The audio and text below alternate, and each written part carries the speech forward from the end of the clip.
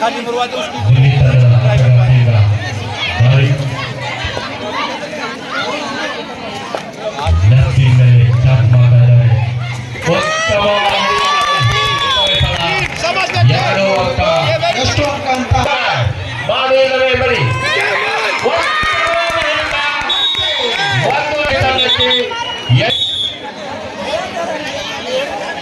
Super ಟೆಕನ್ on ಆಗಿದೆ.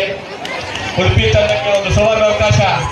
ಈ ಆಟಗಾರ್ತಿಯನ್ನು ಹಿಡಿದ ತಂಡಕ್ಕೆ ಆಗಾಕ ತೆಗೆದುಕೋಬಹುದು. ಆದರೆ ದಿಲ್ಲಿ ತಂಡ ಸಮಯ ವ್ಯರ್ಥ ಮಾಡುವ ಒಂದು ಟ್ಯಾಕ್ಟಿಕ್ಸ್ಗೆ ಉಡುಪಿ ತಂಡದ ಜರ್ಸಿ ನಂಬರ್ 3ನೇ ನಂಬರ್ ಆಟಗಾರ್ತಿಯಿಂದ ದಾಳಿ